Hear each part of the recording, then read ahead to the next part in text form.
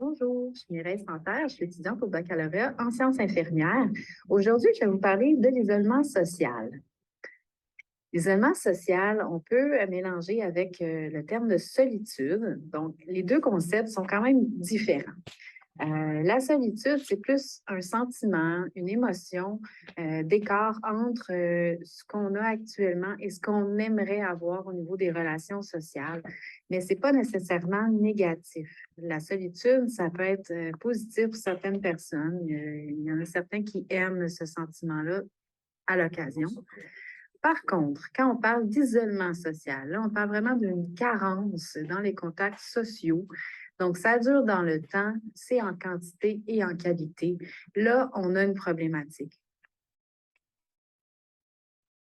Les facteurs de risque globaux qui peuvent engendrer l'isolement social, là, je vous parle vraiment des facteurs de risque là, pour toute personne qui peut vivre de l'isolement social.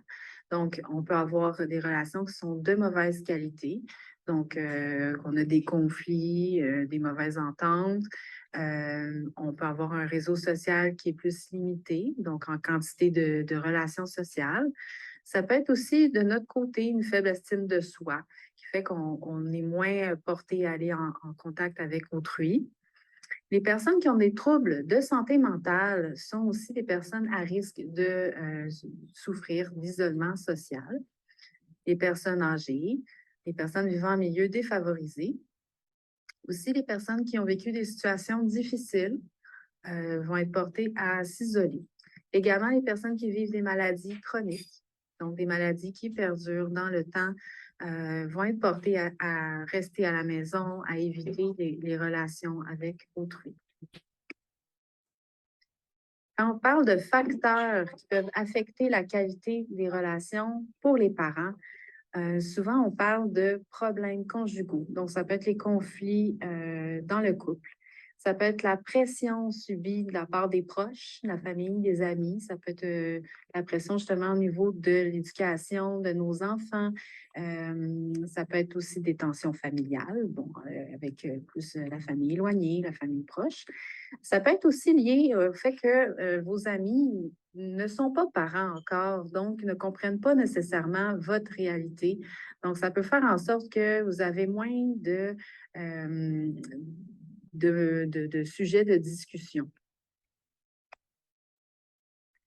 Au niveau des facteurs qui peuvent affecter le réseau social en tant que tel, donc chez les parents, souvent, bien, ça peut être l'éloignement, les familles immigrantes, les familles dispersées. Maintenant, on a aussi des familles de moins en moins nombreuses, donc on a moins de soutien. Ça peut être le fait que les gens sont près de nous, mais ne sont pas nécessairement disponibles à nous aider. Donc, on parle des grands-parents, par exemple, qui ne sont pas encore à l'âge de la retraite, qui travaillent et qui voudraient bien aider, mais c'est pas possible. Le contexte de pandémie, évidemment, a contribué à l'isolement social. On ne pourra pas passer à côté, hein. Donc, c'est encore un phénomène nouveau. Au départ, c'était un virus qui était mal connu. Il y avait un sentiment d'insécurité. On a pas mal tous vécu l'isolement sanitaire. Donc, on a été obligés, d'une certaine manière, à rester à la maison, particulièrement les aînés qui étaient plus à risque, les jeunes familles pour protéger les enfants et les personnes malades, les personnes immunosupprimées. Le contexte de pandémie a aussi emmené le télétravail, donc les gens qui étaient moins en contact avec leurs collègues à travailler à la maison. Ça a occasionné des pertes d'emploi, et également tout ce qui est au niveau de l'anxiété, de la méfiance, de contracter le virus, donc qui faisait en sorte qu'on était moins porté à aller vers les autres, on était vraiment méfiant des autres.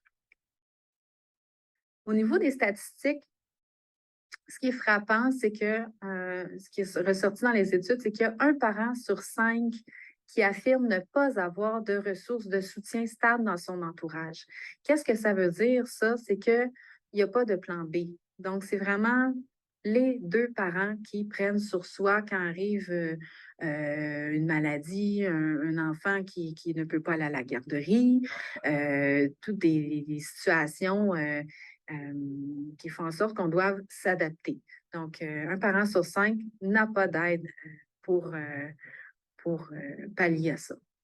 Ce manque de ressources et de soutien, c'est vraiment la principale cause à l'isolement chez les parents.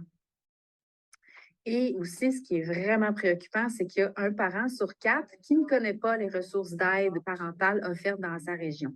Donc, si vous pensez, justement, il y a un parent sur 5 qui n'a pas de ressources et un parent sur 4 qui ne connaît pas les ressources. Donc, c'est assez préoccupant. Alors, comment reconnaît-on l'isolement? Je vous parle vraiment en général parce que ça pourrait être aussi un de vos proches qui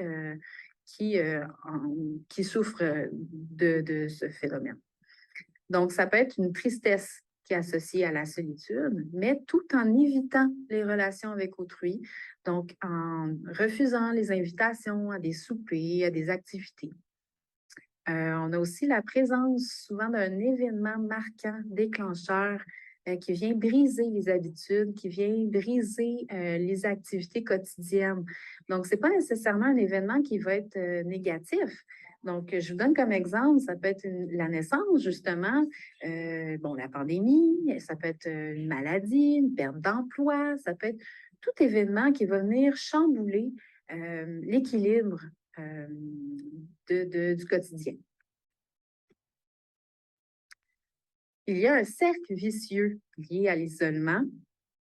Puis, c'est important de le reconnaître, de voir un peu, autant chez soi ou chez les autres, qu'est-ce qui se passe.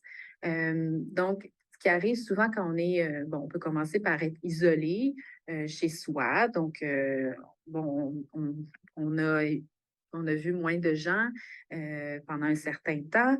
Ça fait qu'on peut avoir une difficulté à interagir avec autrui tranquillement dans le temps. Donc, cette difficulté-là, à la longue, ça peut faire en sorte que nos compétences en relation vont diminuer. On va se sentir moins bon dans la relation avec autrui. Ça va faire aussi qu'il va y avoir peu de relations, peu d'expériences de relations. Et si ces relations-là sont décevantes, vous avez une mauvaise expérience, parce que la personne devant vous également pourrait avoir des difficultés de relation. Mais ça pourrait faire en sorte que vous vous sentiez incompétent dans la relation avec autrui. Ça pourrait diminuer votre estime de vous-même et ensuite faire en sorte que, oui, le cercle vicieux reprend avec l'évitement des relations sociales. Donc, c'est vraiment le cercle vicieux de l'isolement qui est vraiment important à briser. Donc, quoi faire? Il faut briser justement un des maillons de ce cercle vicieux-là. Comment est-ce qu'on fait ça? Bon, il y a différentes astuces, puis ça dépend aussi où vous en êtes dans votre isolement social. Des fois, il faut vous écouter et y aller progressivement. Donc, des astuces, ça pourrait être de sortir de chez soi quotidiennement, d'aller prendre une marche, de juste sortir dans le jardin, dépendant où vous en êtes. Il faut vraiment s'écouter. De prioriser les activités de groupe. Donc ça permet de créer des nouvelles rencontres, de partager ces expériences aussi avec d'autres personnes, d'avoir des points communs avec ces personnes-là. De parler à autrui, tout simplement.